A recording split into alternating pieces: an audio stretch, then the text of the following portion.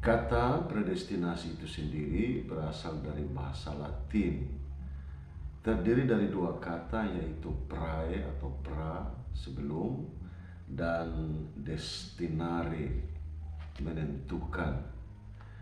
Jadi dari sudut etimologi, kata predestinasi berarti sudah ditentukan sebelumnya. Nah, biasanya secara etimologi ini juga orang memahaminya seperti nasib seseorang yang sudah ditentukan sebelum ia dilahirkan, kira-kira begitu. Nah, dalam istilah teologi sebetulnya ada satu kata lagi sebagai tambahan pada predestinasi itu, yaitu predestinasi ganda. Mengapa ganda? Karena memang ada surga dan neraka.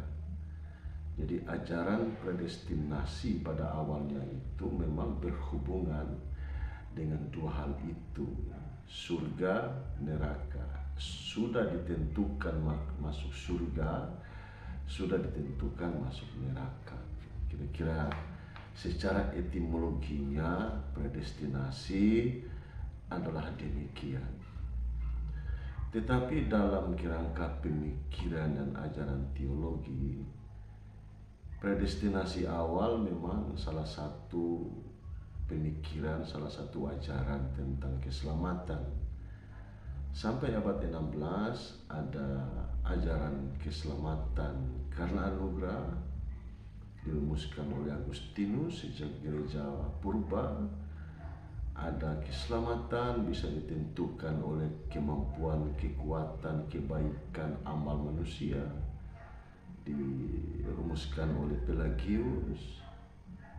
Sampai abad 16 juga ada ajaran keselamatan Luther yang menekankan 3 prinsip penting.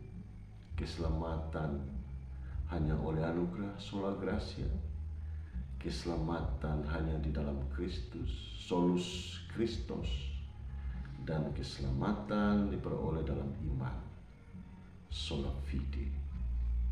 Nah, kira-kira 3 pemikiran itu berkembang luas sampai abad 16. Lalu suatu saat Calvin membaca beberapa teks Alkitab, misalnya Roma 8 ayat 28 sampai 30, Efesus 1 ayat 4 sampai 6, 2 Timotius 1 ayat 9. Lalu dia mengatakan, oh tidak begitu. Keselamatan itu sudah ditentukan untuk setiap orang. Jadi kalau kita lihat dari sudut perkembangan pemikiran itu begitu. Hanya oleh anugerah, kemudian oleh perbuatan amal manusia, kemudian hanya dalam Kristus, kemudian di dalam iman. Oh, ada satu lagi nih, kata Calvin, sudah ditentukan oleh Tuhan kepada masing-masing. Nah, salah satu ayat saya bacakan untuk bisa kita pikirkan. Efesus 1 ayat 4 sampai 6. Sebab di dalam Dia Allah telah memilih kita sebelum dunia dijadikan, supaya kita kudus dan tak bercacat di hadapan-Nya. Dalam kasih yang telah menentukan kita dari semula oleh Yesus Kristus untuk menjadi anak-anak-Nya, sesuai dengan kerelaan kehendak-Nya, supaya terpujilah kasih karunia-Nya yang mulia, yang dikaruniakannya kepada kita dalam Dia yang dikasihi.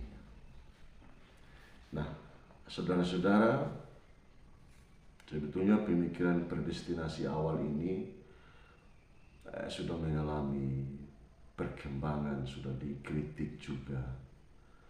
Salah satu kritik disampaikan oleh Emil Brunner, teolog Swiss.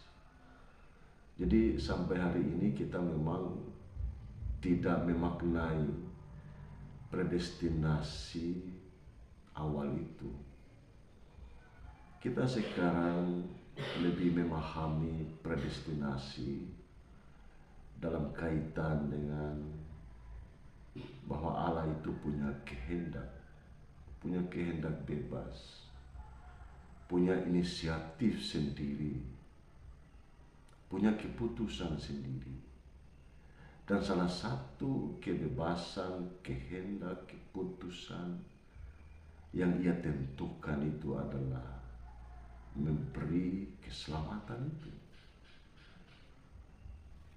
Jadi itu kan tidak tergantung, anugerah keselamatan yang Allah berikan itu kan tidak tergantung kepada kita, tergantung pada Allah sendiri.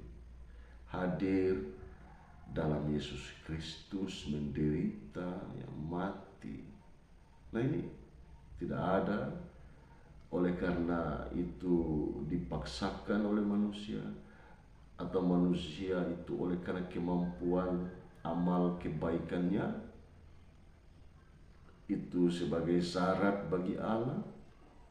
Tidak, itu kehendak bebasnya sendiri, keputusannya sendiri, yang ditentukannya sendiri pula.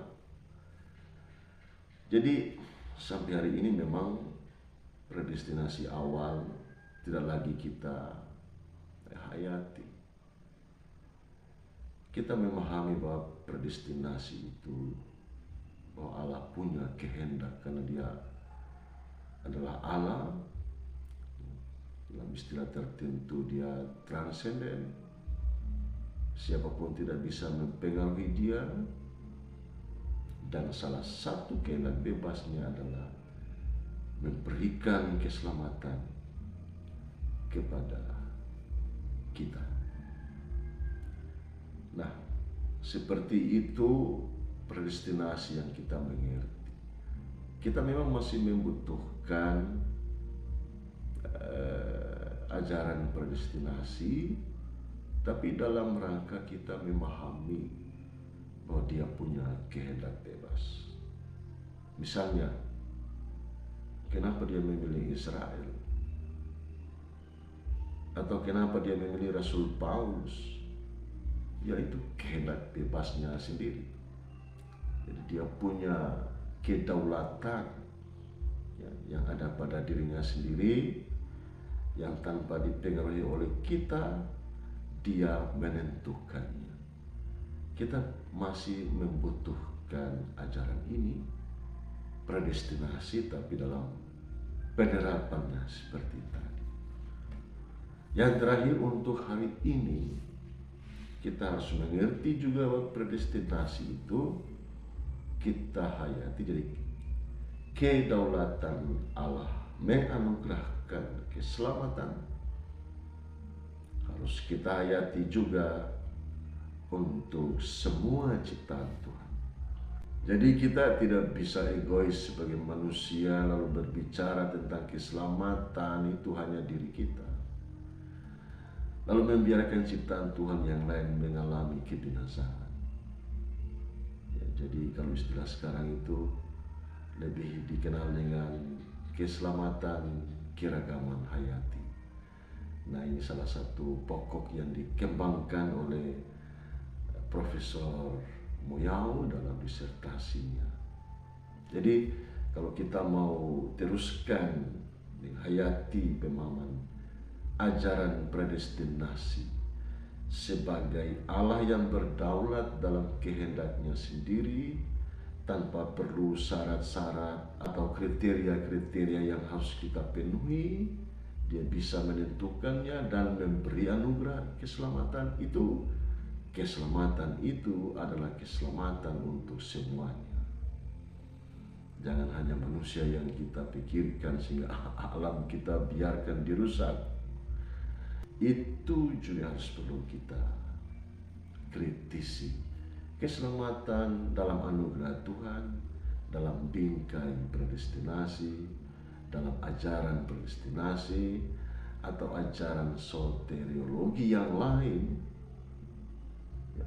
tidak bisa dikurung hanya pada manusia, harus kepada seluruh ciptaan.